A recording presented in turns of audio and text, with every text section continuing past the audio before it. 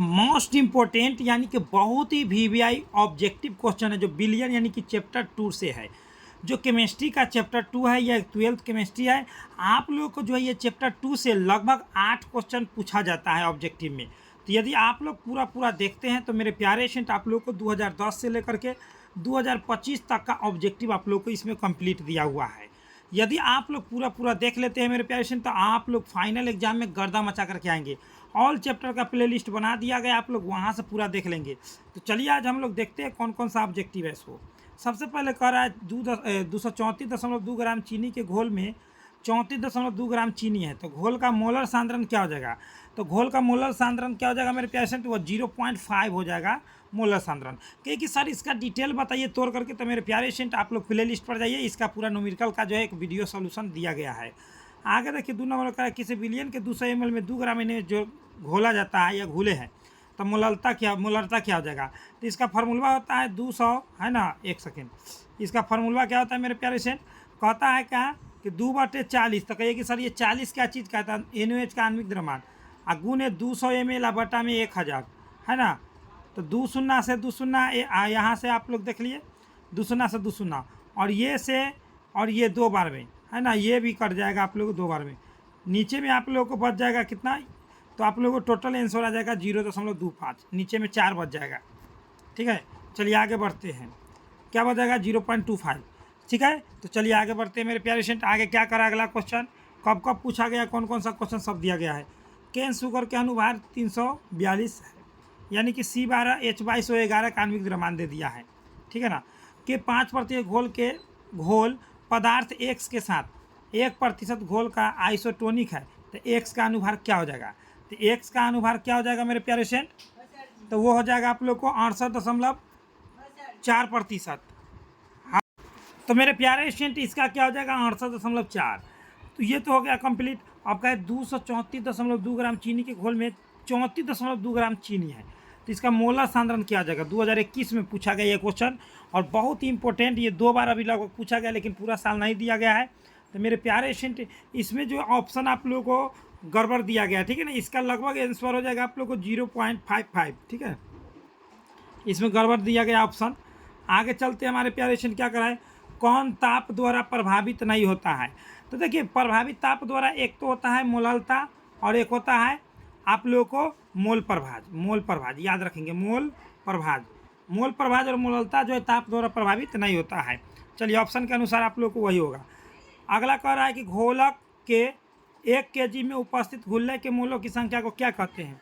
तो 1 kg कहेगा तो आप लोग को मोललता मारना है, 1 लीटर कहेगा तो आप लोग को मोलरता मारना है। ठीक है ना, तो इसमें क्या हो जाएगा? मोललता हो जाएगा। चलिए आगे बढ़ते हैं मेरे प्यारे स्टूडेंट। आगे क्या कह रहा है इसको? कह रहा है कि जो यदि 18 ग्राम ग्लूकोज को 1000 ग्राम घोलक में घुलाया जाता है तो उस घोल को क्या कहते हैं?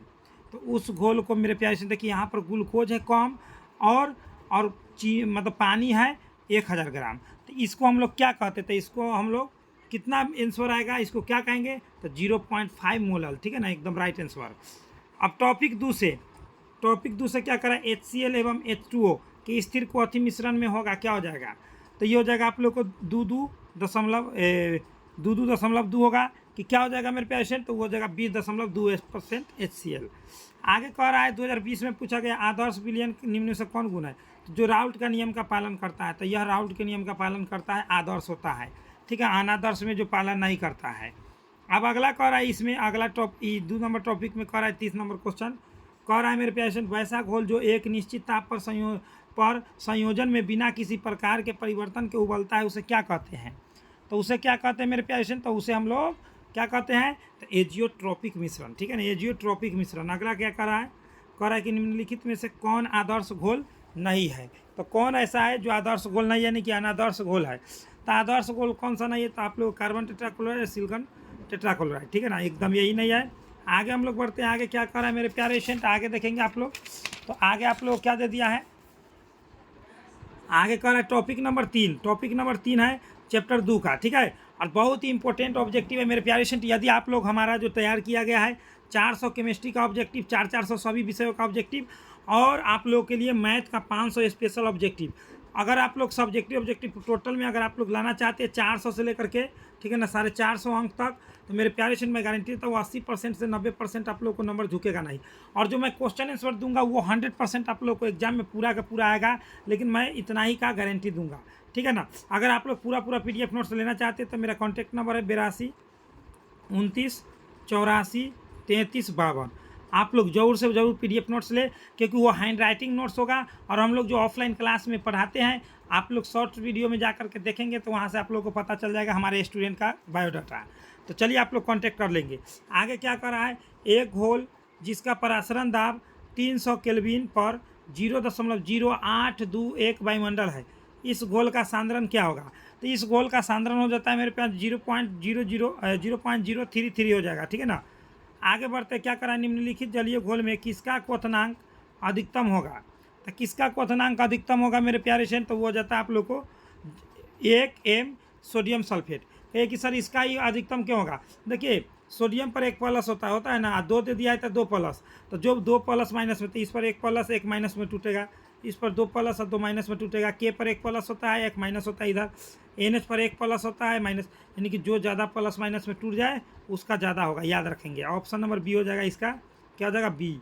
चलिए आगे बढ़ते हैं।